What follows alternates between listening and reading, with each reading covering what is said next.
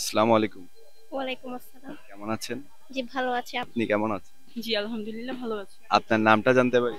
আমার নাম পিয়ানুর রহমান ইভা। আচ্ছা, মূলত আমরা ক্লাসিক ফুডতে কিছু র্যান্ডম কোশ্চেন করে থাকি, আপনাদেরকেও করব। আপনারা প্রস্তুত? অবশ্যই।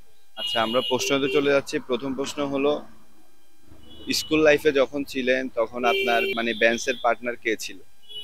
তার নাম ইরা। এখন কি তার সাথে যোগাযোগ হয়?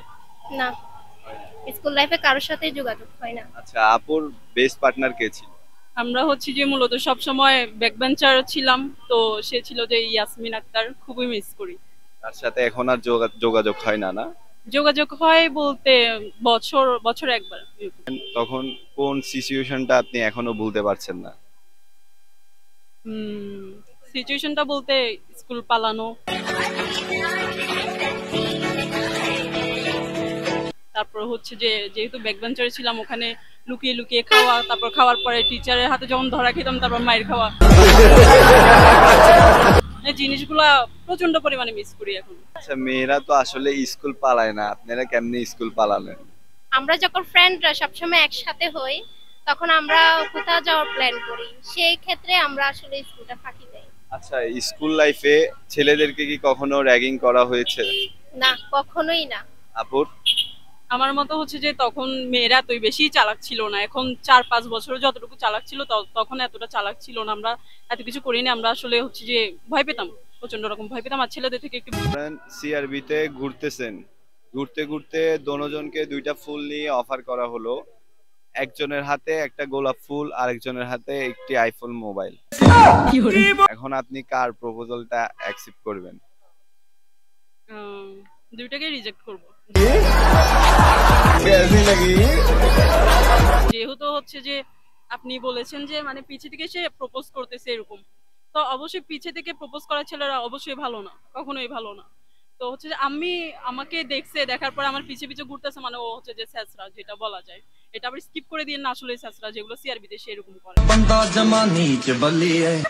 রিলেশন মানে কি আসলে? রিলেশন মানে এখন টাইম পাস। আপুর কাছে? রিলেশন মানে এখন হচ্ছে যে আপনার রিলেশনটা যখন শুরু হয় তখন খুবই মজা। ওই রিলেশনটা আপনার 5 থেকে 6 মাস অনেক ভালো যায়। হচ্ছে যে একজন একজনের প্রতি প্রচন্ড পরিমাণে লয়াল, কেয়ারিং, মানে জিনিসটা খুব ভালোই থাকে। তারপর হচ্ছে যে 5 থেকে 6 মাস যাওয়ার পর ওই রিলেশনটা হচ্ছে যে ফ্যামিলি প্রবলেম দেখা দেয়। দেন হচ্ছে যে ছেলে সুন্দর না দেখতে, হচ্ছে যে মানে 5 থেকে 6 মাস মেয়েটা অনেক সুন্দর দেখতে, এবং মেয়ের সাইড থেকে ছেলেটাও দেখতে অনেক সুন্দর। তারপর যখন একটা সময় হচ্ছে যে ওই মোহমায়া যেটা বলে এটা কেটে যায়, তখন ছেলেটাকে ভালো লাগে না মেয়েটার, মেয়েটাকেও ছেলের ভালো লাগে না। তো এখন হচ্ছে রিলেশন মানে আমার মতে হচ্ছে টাকা আর সৌন্দর্য, এই দুইটাই। জলসে যাবো জানি, মানছে না মন খানি, পাবো না জেনেও মিছে মিছে কেন তোমাকেই ছুতে চাই। আর এটা ছাড়া কিছু না, টাকা যতদিন আছে। কিন্তু আমার কাছে এখন পার্সোনালি যেটা মনে হয় যে টাকাটাই হচ্ছে যে ফ্যাক্ট।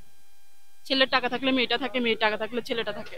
আমি আগে মনে করতাম যে জিনিসটা আসলে একটা মায়া টান, মানে হচ্ছে যে একসাথে চলতে চলতে থাকতে একটা মায়া বসে যায় ভালোবাসার প্রতি, তখন হচ্ছে যে ছেলেটা মেয়েটাকে ধরে থাকতে চায়, যেটা একটা টান হয়ে গেছে ভালোবাসা। কিন্তু এখন মনে হচ্ছে যে ওইটা আসলে টাকার উপরেই ডিপেন্ড করে, টাকা থাকলেই হচ্ছে যে ভালোবাসা রিয়েল হয়। আচ্ছা, আপুদেরকে অসংখ্য অসংখ্য ধন্যবাদ, আমাদের সাথে এই মূল্যবান সময় ব্যয় করেছেন। Thank you so much.